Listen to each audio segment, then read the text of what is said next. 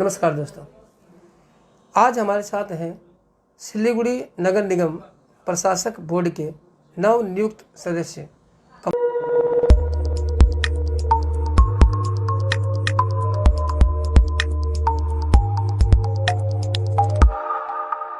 कमल अग्रवाल जी।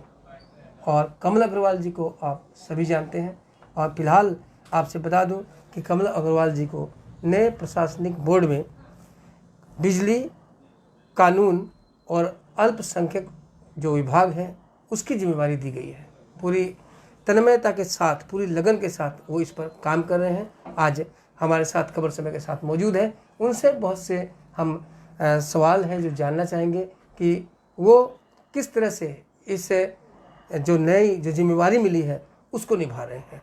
तो आइए बातचीत का सिलसिला शुरू करते हैं कमल जी से। कमल जी, बहुत बहुत स्वागत है खबर समय में आपका। धन्यवाद। कमल जी, आप पहले भी बोर्ड में थे और काफ़ी लंबे समय से भी जुड़े रहे। फिर राज्य सरकार द्वारा जो नया बोर्ड नियुक्त किया गया उसमें भी आपको शामिल किया गया, आपको महत्वपूर्ण जिम्मेवारी दी गई। इसे लेकर कैसे, क्या कहेंगे, कैसे संभव हुआ ये सब? देखिए, मैं पिछले बोर्ड में भी इस वार्ड का पार्षद था, 10 नंबर वार्ड का, और उसके बाद मैं मेंबर मेयर इन काउंसिल था। मतलब वहाँ भी मैं 6-7 डिपार्टमेंट में देख रहा था। और उसके बाद जब चुनाव घोषित हो गया तो ये नियम होता है, तो बोर्ड ऑफ एडमिनिस्ट्रेशन प्रशासक मंडली नियुक्त होती है। तो पिछले बोर्ड में मैं प्रशासक मंडली का सदस्य था और उसके बाद नया प्रशासक मंडली बनाया गया मुख्यमंत्री और राज्य सरकार द्वारा, जिसमें 4 सदस्य थे और चेयरमैन थे हमारे जो गौतम देव जी। और अभी कुछ दिन पहले 16 तारीख को शायद ये ऑर्डर हुआ था, कुछ नए सदस्य को प्रशासक मंडली में लिया गया है, जिसमें मेरे को भी लिया गया है। और इसके लिए मैं मेरे दिल से मैं हमारी मुख्यमंत्री ममता बनर्जी, हमारे जो राष्ट्रीय महासचिव अभिषेक बनर्जी जी और हमारे जो सिलीगुड़ी नगर निगम के चेयरमैन हैं गौतम देव जी, और पार्टी के सभी जो आला हमारे नेता हैं, उन सभी को मैं धन्यवाद देता हूं कि उन्होंने मेरे ऊपर पुनः भरोसा किया कि मैं शहर के लिए और लोगों के लिए काम करूं। तो इसके लिए मैं इन सबको धन्यवाद देना चाहता हूं। और मुझे आपको बता दूं, मुझे एक तो इलेक्ट्रिसिटी विभाग का जिम्मेवारी दिया गया है, एक जैसा कि सोनी जी ने भी बताया अल्पसंख्यक विभाग दिया गया है, और नगर निगम का जो भी कानूनी मैटर होगा, लॉ रिलेटेड मैटर होगा, कोई भी लीगल सलाह हो, फाइल हो, कुछ भी हो, वो ये जिम्मेवारी भी मेरे को दी गई है। क्योंकि जैसा सबको पता है, मैं पेशे से वकील भी हूँ, 31 साल से प्रैक्टिस कर रहा हूँ और लॉ कॉलेज में लेक्चरर भी हूँ। तो ये सारी चीज़ों को देखते हुए उन्होंने ये जिम्मेवारी दी है। मैं कोशिश करूँगा बढ़िया से काम करने की। कमल जी, आपको सर्वप्रथम तो बधाई देंगे खबर समय की तरफ से कि आपको ये नया पद मिला, नई जिम्मेवारियां मिली, और आशा भी करेंगे कि आपका इसका निर्वहन बहुत अच्छी तरह करेंगे।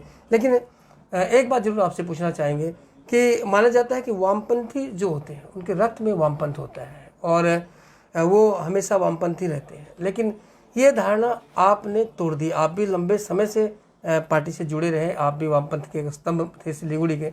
तो अचानक से ऐसा क्या हुआ कि आपको ये पार्टी छोड़नी पड़ गई थी? देखिए, मैं पूरी लगन और निष्ठा के साथ करीबन 20 साल से ऊपर हो गया। मैं आपने जो कहा सही कहा, मैं एक पार्टी में पूरी एकदम लास्ट टाइम तक, इलेक्शन के एकदम टाइम तक, काउंटिंग तक मैंने दल का समर्थन किया और पूरी मेहनत से, ईमानदारी से मैंने काम किया। और मैं ये समझता हूँ कि कोई भी पार्टी अच्छी या ख़राब नहीं होती। पार्टी में जो लोग होते हैं, कुछ लोग अच्छे होते हैं, कुछ थोड़े कम अच्छे होते हैं, कुछ ज़्यादा अच्छे होते हैं, कुछ थोड़े 19-20 भी होते हैं। तो व्यक्तियों के काम से पार्टी का चेहरा बनता है, न कि पार्टी के नाम से चेहरा नहीं बनता है। व्यक्तियों के नाम से चेहरा बनता है। तो अगर अच्छे लोग कहीं भी किसी पार्टी में है और उसमें और भी अच्छे लोग शामिल होते हैं, तो उस पार्टी का जो नीति आदर्श जो है वो जितनी अच्छी है उससे और बेहतर होती है, उसके काम करने के तरीके से। और सच पूछो तो मैं खबर समय आपके चैनल के माध्यम से, ये बहुत अच्छा सवाल, लोगों ने काफ़ी कुछ बोला फेसबुक में और में, तो मैं इसका एकदम सही जो मेरे मन की बात है, दिल की बात है, मैं लोगों से शेयर करना चाहता हूँ कि मैंने जैसा बताया पूरी लगन निष्ठा के साथ काम किया। लेकिन मेरे को पूरा इज्जत भी मिला जहाँ मैं था। ऐसी बात नहीं है कि मुझे इज्जत नहीं मिली। हाँ, कहीं कहीं कुछ कुछ हल्की फुल्की मन में तकलीफ भी हुई थी। वो सारी बातें बोलने की कोई ज़रूरत नहीं है। हाँ, लेकिन मेरे को पूरी इज्जत दिया मिला था। मैंने काम भी किया था शहर के लिए, वार्ड के लिए, लोगों के लिए, पार्टी के लिए, हमारे जो नेता थे उन लोगों के लिए। लेकिन ये इलेक्शन का रिजल्ट आने के बाद मेरे वार्ड से काफ़ी लोगों ने मुझे फ़ोन किया। पहले से बोल रहे हैं 5-7-10 साल से, कभी कोई दल के लिए, कभी कोई दल के लिए। तो काफ़ी लोगों ने फ़ोन किया और जैसा कि आपने देखा कि इस बार जो रिज़ल्ट आया 5% वोट मिला है सिर्फ उनको, जहां मैं था पहले, और एक भी सीट नहीं है विधानसभा में। और साथ में ये भी कहूँगा कि इलेक्शन के दौरान 3 महीना तक जिस तरह से मैंने जो हमारी मुख्यमंत्री की लड़ाई देखी, उनका पांव टूट गया, और जिस ढंग से उन्होंने फाइट किया और दोबारे सरकार किया था पहले, फिर से दोबारे सरकार चल रहा है, और महिलाओं ने जिस ढंग से उनको समर्थन किया, एक अकेली औरत ने जिस ढंग से लड़ाई किया, तो मेरे मन में भी एक उनके प्रति एक आस्था बनी। और एक और बात मैं कहूँगा कि मैं जहाँ था शायद मैं ये तो पब्लिक के ऊपर निर्भर है, वहाँ भी जीतता इस वार्ड से। लेकिन मुझे तो जीत के काम करना पड़ेगा। मैं ऐसा इंसान नहीं हूँ कि जीत के फिर जीत गया लोगों के वोट से और काम नहीं कर पाऊँ। मैंने जब विरोधी वोट था, गंगोत्री जी का वोट था, तब भी मैंने वार्ड में शांति नर्सिंग होम रोड को चौड़ा किया था। मेरा ये आदत है कि लोग आते हैं, मैं ठंडे दिमाग से 100, 150, 200 फ़ोन अटेंड करता हूँ, लोगों की काम करने की कोशिश करता हूँ। तो मैं ये नहीं होना चाहता था कि मैं जीत जाऊँ उस दल से और मैं काम नहीं कर सकूँ शहर के लोगों के लिए, वार्ड के लिए। और काफ़ी लोगों ने भी मेरे को वार्ड से फ़ोन किया, और जनता की राय देखिए सर आंखों पर। जनता ने ही मुझे ये रास्ता दिखाया है, ये रास्ता मुझे जनता ने ही दिखाया है कि कमल जी, हम आप ही को चाहते हैं, आपको, लेकिन आपसे हम काम भी चाहते हैं। तो मुझे ये निर्णय लेना पड़ा। मैंने धीरे धीरे इधर कुछ सालों में जो देखा है तृणमूल कांग्रेस में और मुख्यमंत्री को, और जिस ढंग से काम कर रहे हैं, जिस ढंग से हमारे सिलीगुड़ी में भी हमारे जो मंत्री थे, अभी प्रशासन मंडली चेयरमैन है, जिस ढंग से 2-3 महीने में आप देख रहे हैं किस तरह से डंपिंग ग्राउंड को जीरो वेस्ट किया जा रहा है, किस तरह से हाइड्रेन साफ़ की जा रही है, बरसात के कारण रुका हुआ, फिर से पूरा हाइड्रेन बहुत बढ़िया से साफ़ सफाई होगा। तो ये सारी चीज़ें देखकर मुझे समझ में आया कि सरकार प्रशासन के बगैर और आर्थिक सहयोग के बगैर काम नहीं हो सकता है।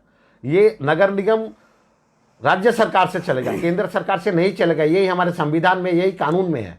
तो अगर हमको सिलीगुड़ी शहर को आगे लेके जाना है, दार्जिलिंग मोड़ का फ्लाईओवर करना है, जो भी बड़े बड़े काम करने हैं, छोटे काम करने हैं, तो हमें राज्य सरकार के साथ मिलकर चलना पड़ेगा।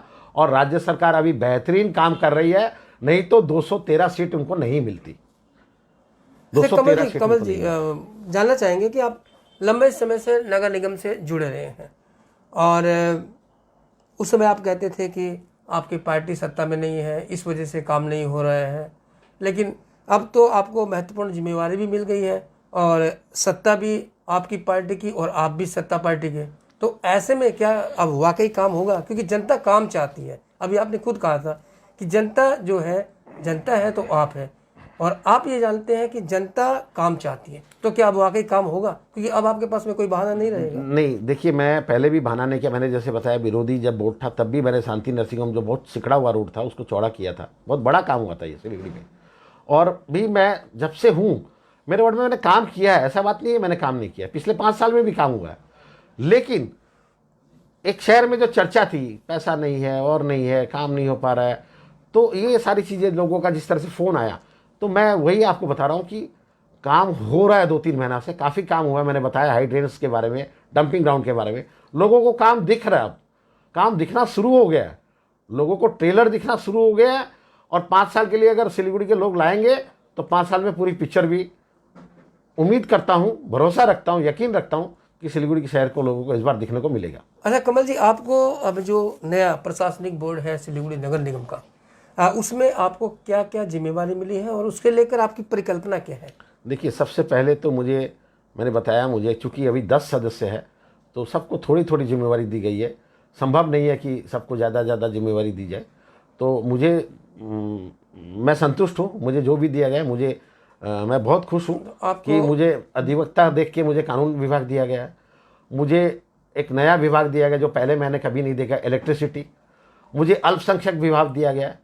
तो मैंने जो परिकल्पना ये की है, सबसे पहला काम मेरा होगा कि मैंने चेयरमैन साहब से बात करूंगा, बोर्ड में भी पास होगा।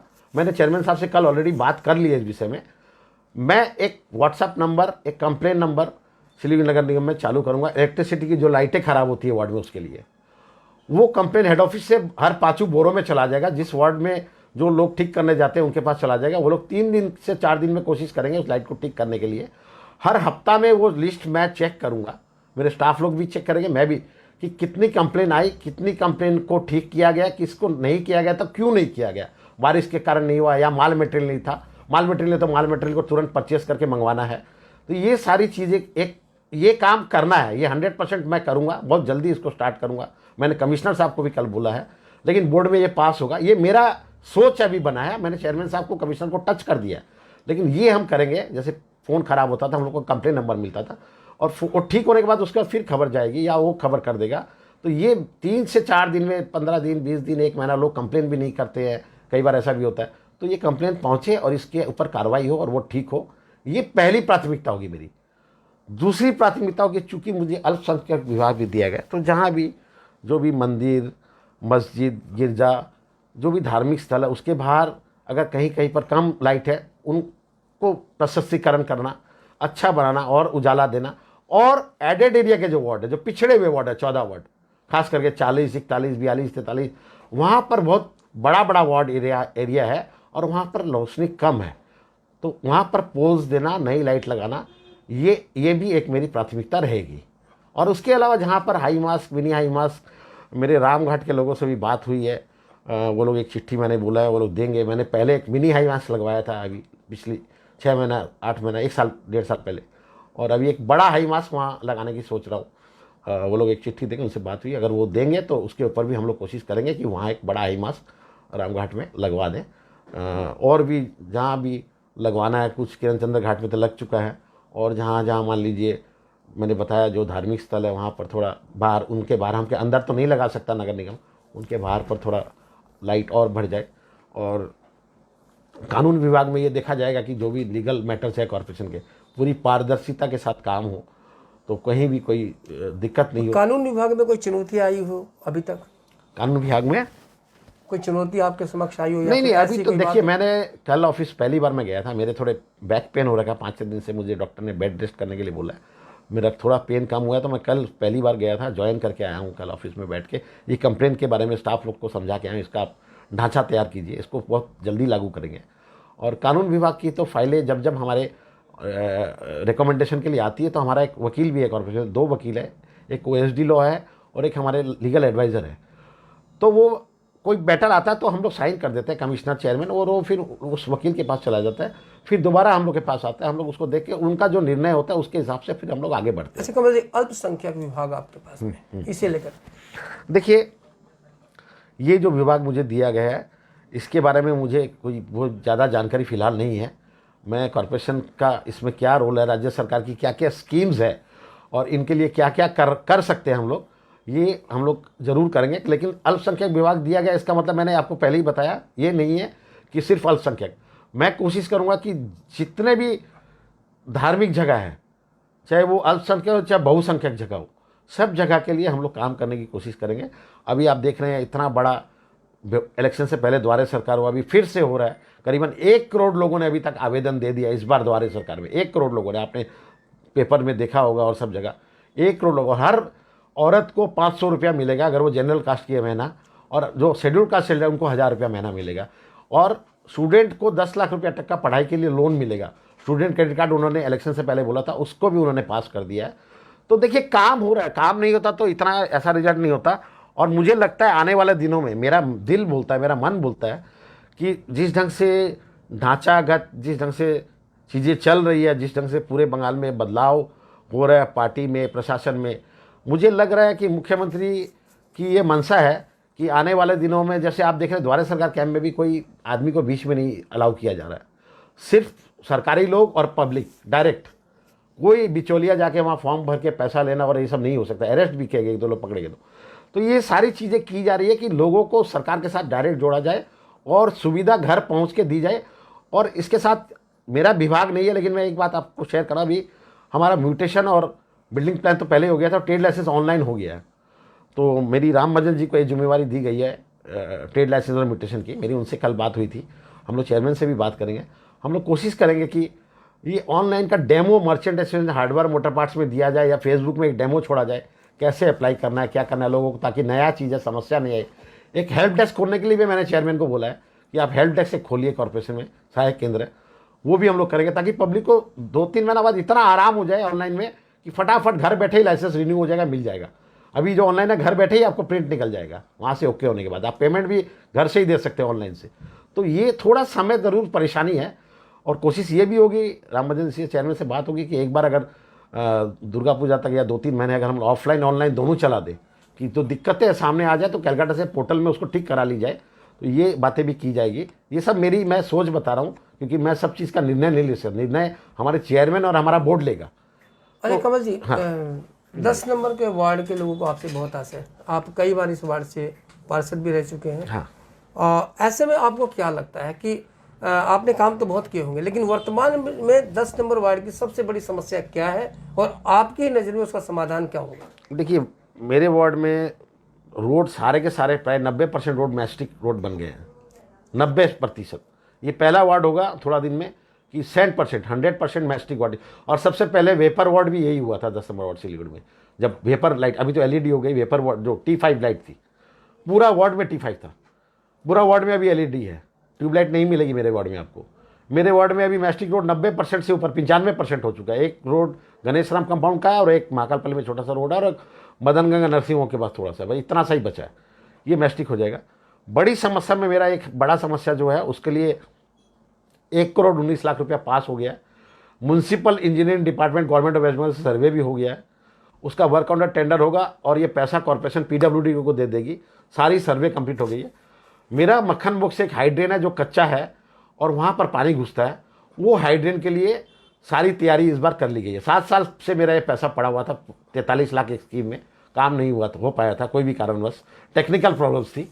अब इसका सारा चीज़ हो गया है। ये श्री राम कॉलोनी के पास से ये हाइड्रेन का काम हम लोग बहुत जल्दी शुरू करेंगे। सबसे बड़ी समस्या तो मेरे वार्ड में ये है, लाइट काफ़ी है, रोड अच्छे हैं, और ड्रेन की निकासी की व्यवस्था और थोड़ी बढ़िया करनी पड़ेगी। सुबह सुबह जो साफ़ सफाई होती है, इसको और थोड़ा बढ़िया करना पड़ेगा। इसके लिए हम लोग को नया टोटो भी दिया गया अभी सब वार्ड में, एक ड्राइवर और टोटो, उसको काम में लगाएंगे। हर घर में बास्केट दिया जाएगा, और सॉलिड वेस्ट मैनेजमेंट जो पहले होता था, उसको दोबारा से घर घर से जो कूड़ा लेके डंपिंग ग्राउंड, और डंपिंग ग्राउंड को तो जीरो वेस्ट कर दे रहे हैं। ये काम आप तो देख ही रहे, फोटो तस्वीर सारी। तो विशेष बड़ी कोई समस्या नहीं है। पूरे सिलीगुड़ी शहर में पानी की एक समस्या है, जिसके लिए 400-500 करोड़ का एक प्रोजेक्ट चाहिए, वो अप्लाई किया हुआ है। वो आने से पानी ज़्यादा चाहिए, पानी के चाहने वाले अब बहुत ज़्यादा होंगे, लेने कनेक्शन ले लिए, और पानी की आपूर्ति कम है, और वेस्टेज भी काफ़ी होता है। तो इसके लिए भी प्लानिंग चल रहा है। अच्छा, ये तो मेरे हाँ चुनाव नहीं हो रहे, नगर निगम चुनाव 1 साल से मतलब शायद ऊपर ही हो गए होंगे, या होने वाला है 1 साल। तो ऐसे में आपको क्या लगता है कि कब जो यहाँ के लोग हैं जो अपने प्रिय जनप्रतिनिधियों को चुन पाएंगे, जिससे कि जो ये व्यवस्था है, नगर व्यवस्था है, ये और सुचारू रूप से काम कर सके? तो ऐसी कोई संभावनाएं लग रही है, या फिर आपकी रणनीति क्या होगी चुनाव को लेकर? देखिए, इसमें मेरा कोई विशेष रोल नहीं है। चुनाव जब होगा तो हम लोग, जिसको भी पार्टी टिकट देगी वो खड़े होंगे चुनाव में, जिस वार्ड में भी। और चुनाव इलेक्शन कमीशन डिक्लेयर करती है। अभी राज्यसभा विधानसभा के जो 7 सीट खाली है, वहाँ पर उपचुनाव की बात चल रही है। कोविड केसेस वहाँ नहीं है। गवर्नमेंट ने ऑलरेडी इलेक्शन कमीशन को बोला है कि यहाँ पर चुनाव करवा दीजिए, तो उसका देखते हैं इलेक्शन कमीशन क्या निर्णय लेती है। और अगर वो चुनाव हो जाता है तो मुझे लगता है अगर कोविड परिस्थिति ठीक रही तो नगर निगम चुनाव भी बहुत जल्दी नवंबर-दिसंबर तक हो जाने चाहिए। और हम भी चाहते हैं कि चुनाव हो जाए, ताकि जनता को चुनाव का प्रतिनिधि मिले, और हर वार्ड में काउंसिलर मिले, हर वार्ड में साइन वाइन जो भी काम है आराम से हो जाए। तो ये मैं भी चाहता हूँ। अच्छा कमल जी, 3 महीने हो गए इस नए नगर निगम प्रशासनिक बोर्ड का गठन हुए, और ममता बनर्जी की देखरेख में इसका गठन हुआ, उनके द्वारा ही लोगों को चयनित भी किया गया। तो आप बता सकते हैं कि क्या क्या उल्लेखनीय कार्य इन्होंने किए इस 3 महीनों में? देखिए, सबसे बड़ा जो काम अभी हुआ है वो हुआ है डंपिंग ग्राउंड का। आप एक बार घूम के आइए। आप, मैं अनुरोध करूँगा खबर सेवा की टीम को, एक दिन आप जाइए। मानिक दे अभी हमारे कंजर्वेंसी विभाग देख रहे हैं, आप उनसे बात कर लीजिए, और मेरे को भी खबर देंगे तो मैं भी पहुंच जाऊंगा। आप वहाँ का एक वीडियो बनाइए, और जा चुका है पहले फोटोज़ और वीडियो, 1-1.5-2 महीना पहले। आप दोबारा बनाइए लोगों को, ताकि दिखे कि डंपिंग ग्राउंड में अभी बरसात में पता नहीं कितना काम आगे बढ़ा नहीं बढ़ा, लेकिन 6 महीने के अंदर डंपिंग ग्राउंड क्लियर हो जाएगा पूरा। ये दिख रहा है, लोग वहाँ जाने से ही पता चल जाएगा। सेकंड बड़ा काम ये हुआ कि हाइड्रेन सारी साफ़ हो रही है बहुत बढ़िया तरीके से, जो कभी नहीं हुई इससे पहले। अभी बारिश के कारण रुक गया है, फिर से चालू हो जाएगा बारिश के बाद। हाइड्रेन से माटी इस बार निकली, और ठेकेदार लोग को ऐसा नहीं है कि वो कुछ नहीं किया, थोड़ा माटी निकाल के चले गए। उनको ये काम टेंडर में दिया गया, उन्हीं को माटी निकालना है, और जो माटी दोबारा ड्रेन में नहीं जाए, माटी को उठा के गाड़ी में ले जाके उनको ही लेके जाना है। इस तरीके से ये काम इस बार हो रहा है। तो इस बार हाइड्रेन बहुत अच्छा साफ़ सफाई हो रहा है। विवेकानंदा रोड में बीच में मैंने देखा था, इतना माल निकला था, आप सोच नहीं सकते हो कि मैं उसका फ़ोटो नहीं ले पाया। उस समय मैंने रानादा को भी बोला था कि बहुत अच्छा काम, वो देख रहे थे उस समय कि बहुत अच्छा काम हुआ है।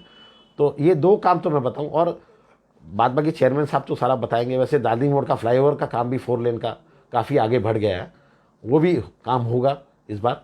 और शहर में काफ़ी हरियाली, ग्रीनरी का काम, पार्क्स का काम, पार्क एंड सुंदरता का काम, ये सारा चल रहा है। वर्क ऑर्डर मेरे वार्ड में भी करीबन अगर वो हाइड्रेन को मैं जोड़ूँ तो 1 करोड़ 19 लाख और 50 लाख, करीबन 1 करोड़ 70 लाख रुपये का काम पास हुआ है अभी ये 2 महीने के अंदर। तो बहुत बड़ी बात है, एक वार्ड में 1 करोड़ 70 लाख तो अलग हो गया, और सेंट्रली जो सुरेशन पार्क के आसपास के इलाके में जो काम होगा वो अलग। तो काम तो देखो होगा, और फंड भी अच्छा आएगा, फंड की दिक्कत नहीं होगी। और बस यही है कि लोगों को दिखाना है इस 3 महीना में चुनाव से पहले पहले काम करके कि हाँ वाकई ये बोर्ड काम करेगी, और लोगों को दिख भी रहा है। और हम खबर समय के माध्यम से मैं ये अनुरोध भी करूँगा, एक चीज़ कहना चाहूँगा कि चाहे लोग की अपनी अपनी सबकी स्वतंत्रता है, आज़ादी है, लोग किसी को भी चुन सकते हैं, लेकिन शहर के लिए और शहर के फ्यूचर के लिए मैं अनुरोध करूँगा, लोगों से अनुरोध करूँगा कि आप लोग सोच समझ के सिलीगुड़ी शहर में खुद के लिए, अपने भविष्य के लिए ऐसा एक बोर्ड चुन के लाए, जिस बोर्ड से कम एक बार 5 साल के लिए आप लोग मौका दीजिए, जिसको भी दे आप, कि आपको लगे कि आपको सिलीगुड़ी शहर में काम हो, डेवलपमेंट हो। इतना इम्पॉर्टेंट शहर है सिलीगुड़ी, देखिए नेपाल, भूटान, चाइना बॉर्डर चारों तरफ, और इतना ट्रेड है यहाँ पर, व्यापार है, फैक्ट्री इंडस्ट्री कम है।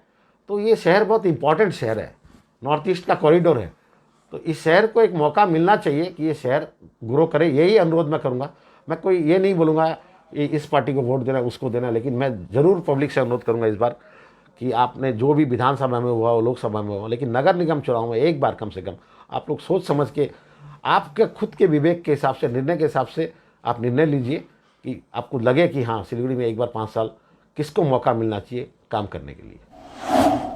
तो दर्शकों, ये थे हमारे साथ कमल अग्रवाल जी, जो कि हिंदी भाषी समाज के जाने माने एक जनप्रिय नेता भी हैं, और साथ ही काफ़ी लंबे समय से राजनीति से जुड़े रहे, और अब तृणमूल कांग्रेस के साथ नई पारी की शुरुआत भी कर रहे हैं, और उन्हें बहुत सी महत्वपूर्ण जिम्मेवारियां भी दी गई है, जिसे वो उन्होंने कहा है कि ठीक ढंग से निभाएंगे और जनता को अपना काम दिखाएंगे। तो बने रहे खबर समय पर, और देखते रहे खबर समय, हर समय खबर समय।